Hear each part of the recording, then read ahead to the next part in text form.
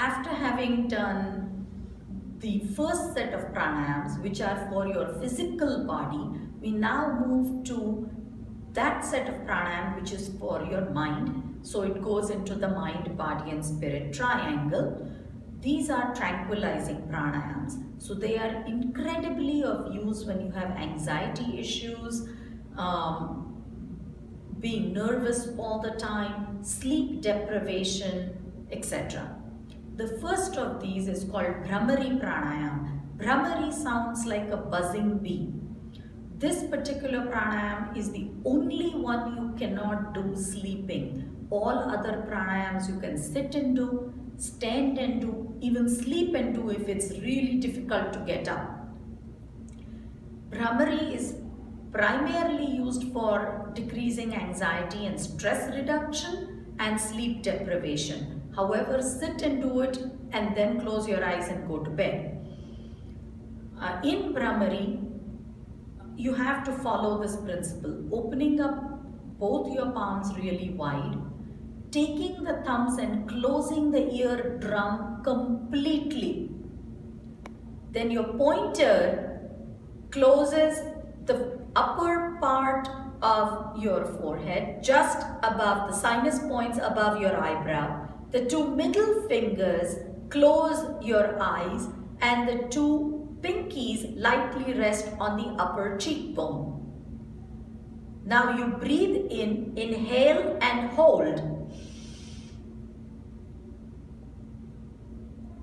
And on the exhalation, you are going to exhale out from your navi or belly button until it sounds like a buzzing bee and it reverberates up the epiglottis, first the esophagus, then the epiglottis and out through your nose. And this is how it will sound.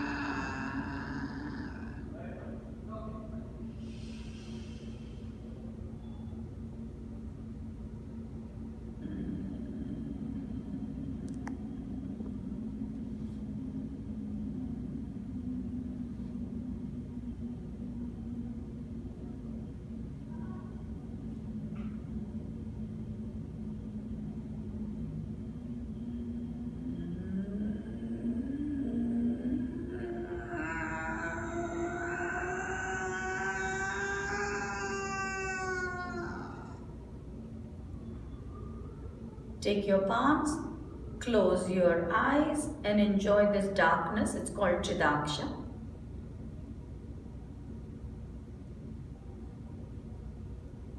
A few things to remember while you're doing Bhramari. First, when you inhale, your rib cage opens up completely, which means your lungs are filled with air and the diaphragm has dropped.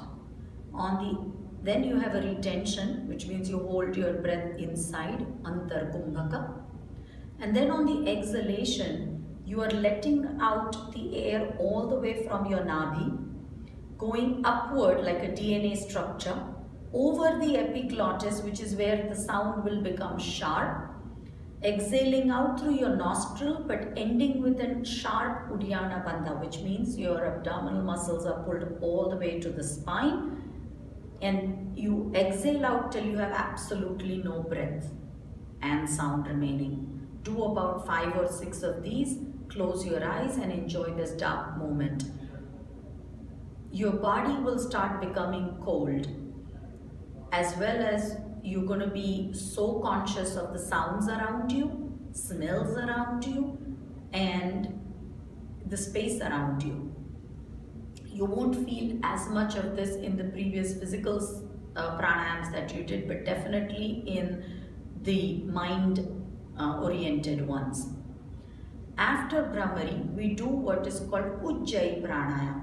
Ujjayi Pranayam means upward rising victorious breath.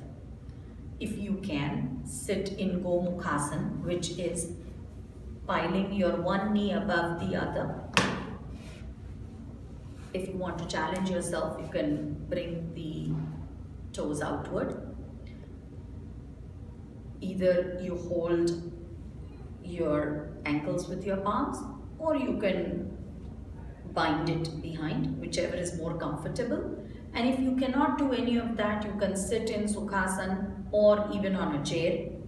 The idea is always to keep the upper body or spine, Merudanda, erect. Here, you will inhale and hold, internal retention. Then do only Jalandhara Bandha, no other bandhas lock. You keep your Jalandhara active until you need to exhale out. Then when you are exhaling out, you exhale out with the Jalandhara Bandha active, so it will sound like a hissing snake. This is what it will be like.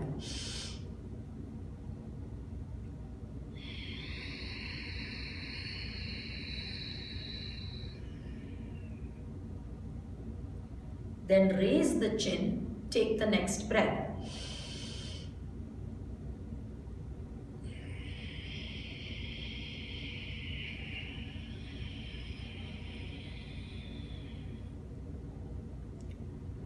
You will exhale out until you have a strong Uddiyana Bandha. You are locking only Jalandhara, not the other two. The Uddiyana will be an automatic lock at the end of the exhalation, both for Brahmari and for Ujjayi. This also you do for about 5-6 times until you feel that you have reduced your stress. After this, we will do 4 body cooling pranayams. The first one is Shitali. In this one, we will open up our tongue. You can go into Sukhasana completely outward till your jawbone learns to become tight here but relaxed in the front. You can do on an inhalation, exhalation. Once you have gotten used to doing this, curl the edges of your tongue with your mouth wide open. Now you're going to have the middle part of your tongue forming a flute or a passageway from which the air goes in. These are the types of pranayam where you use a mukhagra, or which means you breathe in through your mouth, but exhaling out nasikagra, or through your nose, nostrils. Close your mouth lightly.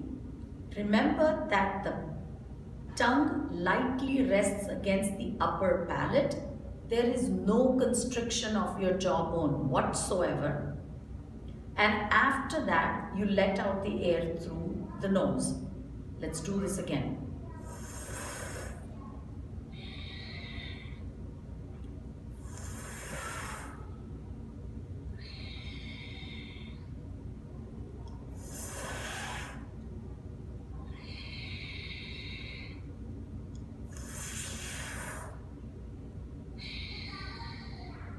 In this particular pranayam, you will feel the coldness on the middle of your tongue going all the way to the back part of your throat. The sound is like rustling leaves. This particular pranayam is excellent for skin related issues, for people who have dryness in the mouth, for those who have issues with dehydration. These 4 types of pranayam that we are going to be doing are cooling your body further because we heated it up from Vastrika to Kapalbhati. After Shitali pranayam, we do another variation called Shitakari pranayam. Here, we curl the tongue backward, not sideways, and keep the teeth lined up one on top of the other, creating a gap from the edges of your mouth. It's going to look like this.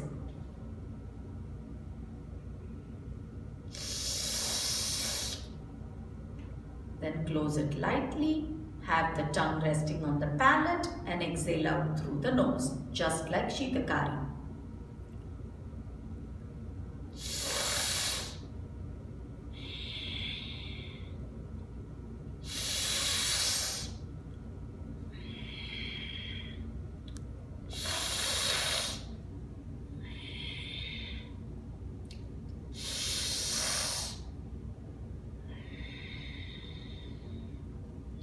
In this particular pranayam, the cool feeling and a sweet kind of taste is going to happen on the sides going into the jowls of your mouth. Again, Shitali and Shitakari both do the exact same thing. Extremely good for thirst, dehydration issues, allergies and skin related problems. The third one in this series is called Kaga Pranayam. Kaga means crow. The idea is to focus, single-minded, relentless like a crow, onto the edge of the tip of your nose. Here, this is called Agochari Drishti. You open up your mouth and form a hollow like you're going to whistle. But instead of whistling outward, you whistle in. After doing that, you again close your mouth, have your tongue lightly rest on the palate and exhale out through your nose.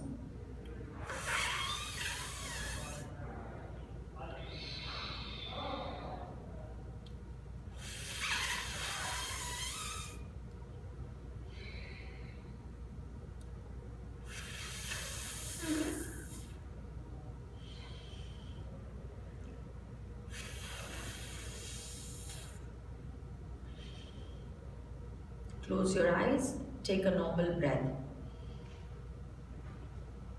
Anytime your drishti is towards a particular spot, either on the tip of your nose, which is called agochari, or on a spot on the ground, which is called uchari, or flat across onto the wall, you're going to feel a little bit of dizziness. When that happens, either discontinue if it's too much of discomfort, close your eyes and go into normal breath, or finish it, then close your eyes and take a normal breath.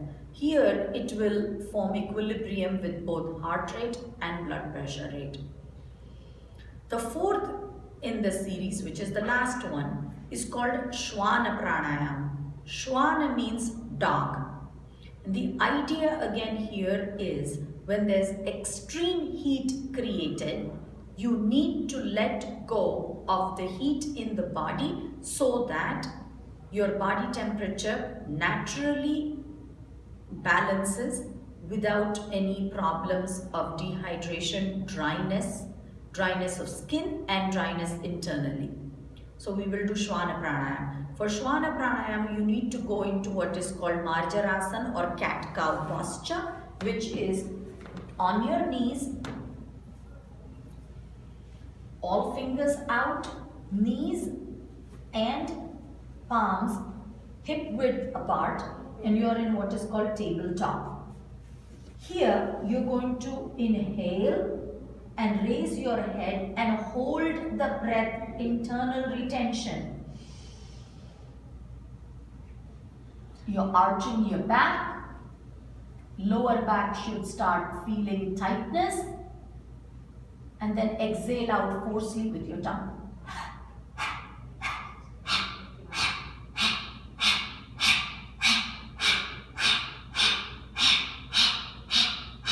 You're going to be panting like a dog till all the breath comes out. One more time.